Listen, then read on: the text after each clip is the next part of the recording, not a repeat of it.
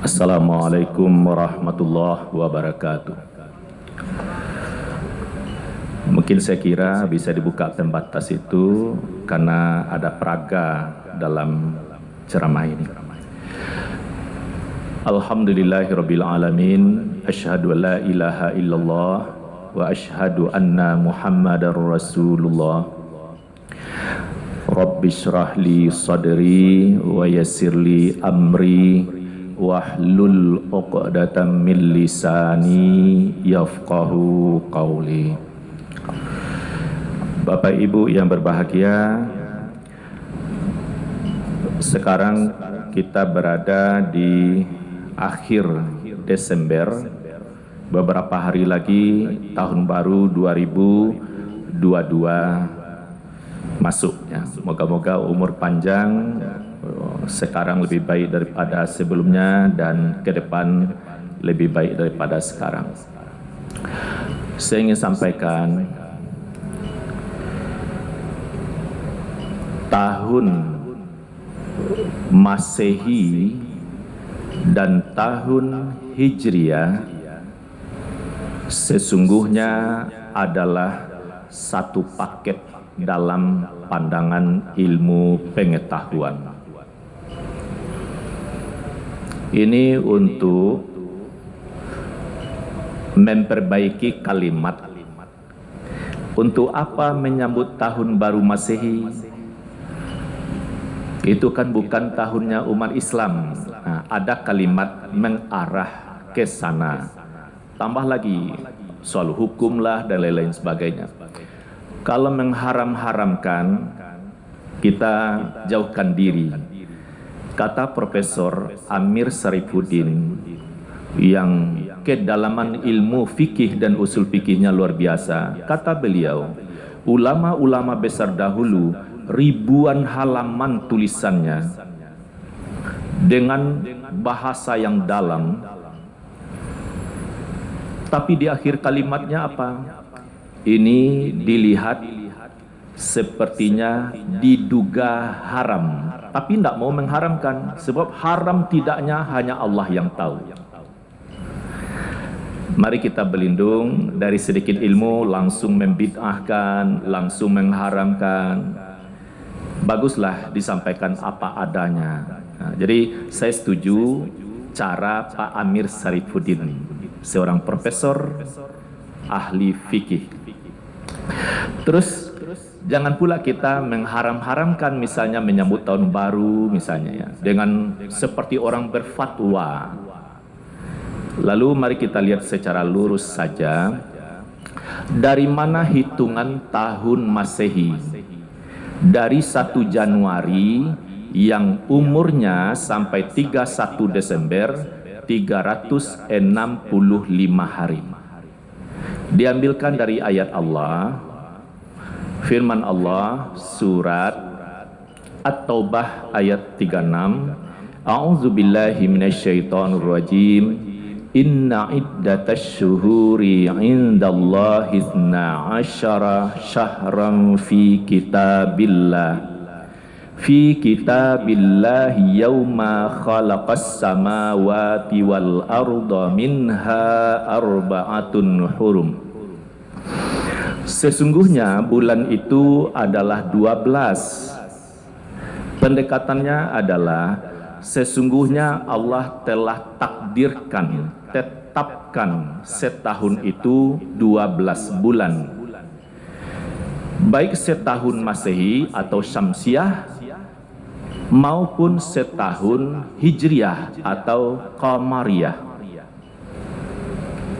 Di mana itu isyaratnya? Fi kitabillah, dalam kitab Allah. Kapan ketetapan ini? Khalaqas samawati wal ardh, tatkala Allah menciptakan langit dan bumi. Begitu langit sudah selesai, banyaklah benda langit. Yang terdekatkan matahari, paling dekat lagi bulan. Matahari siap, bulan dan bumi juga sudah siap. Ini sekedar alat bantu Kita jadikan ini dulu sebagai matahari.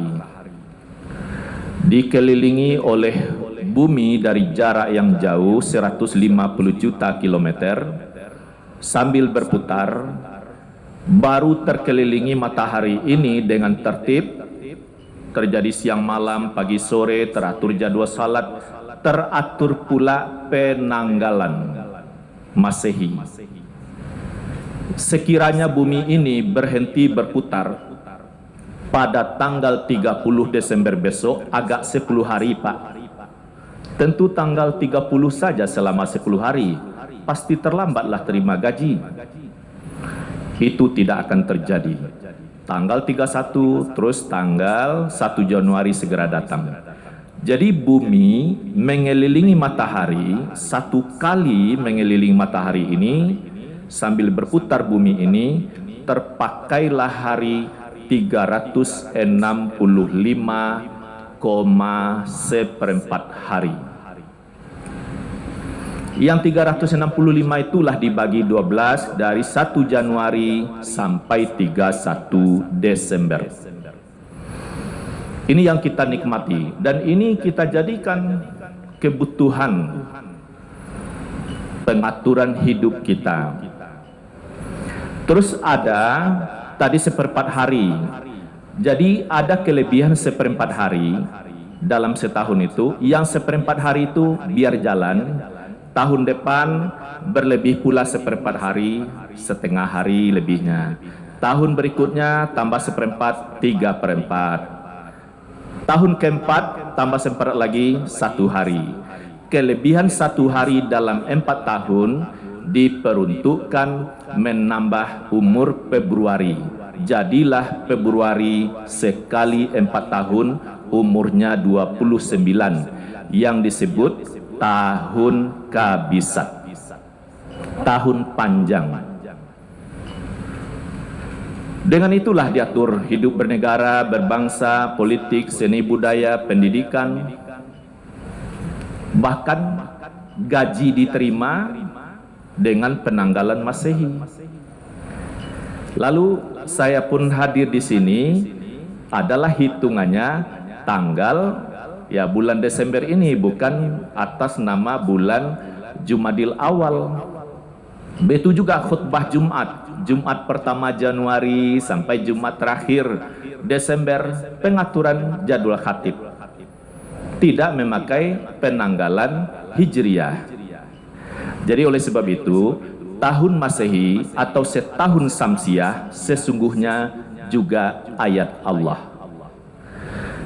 Bagian akhir, kalau tadi ini sebagai matahari, sekarang ini sebagai bumi. Bumi ini dikelilingi oleh bulan sebanyak 12 kali. Ya, mudah-mudahan mudah dipahami. Muharram, Safar, Rabiul Awal, Rabiul Akhir, Jumadil Awal, Jumadil Akhir, apalagi Rajab, Sya'ban, Ramadan, Syawal, Zulqa'edah, Zulhijjah. Apa maknanya? Bumi baru 1 kali mengelilingi matahari, si bulan sudah 12 kali mengelilingi bumi. Karena bulan ini 4 kali lebih kecil daripada bumi dan lebih dekat, lebih cepat dia menyelesaikan tugasnya. Sekali lagi tentu dengan takdir Allah. Dalam waktu 354 hari, selesailah bulan mengelilingi bumi sebanyak 12 kali. Dari itulah hitungan 1 Muharram sampai akhir Zulhijjah. Jadi jalannya matahari dan bulan itu dengan perhitungan yang sangat selektif. Bahasanya dalam surat Ar-Rahman ayat 5, Asy-syamsu wal qamaru bihusban. Matahari dan bulan beredar menurut perhitungan. Makanya jadwal salat bisa dihitung, arah kiblat bisa dihitung, kapan terjadinya gerhana bulan dan gerhana matahari, daerah mana yang dilalui juga bisa dihitung. Terus awal bulan kapan? Itu juga bisa dihitung. Jadi dalam ilmu falak atau astronomi, disebut juga dengan ilmu hisab, membantu menyatukan umat dalam beribadah.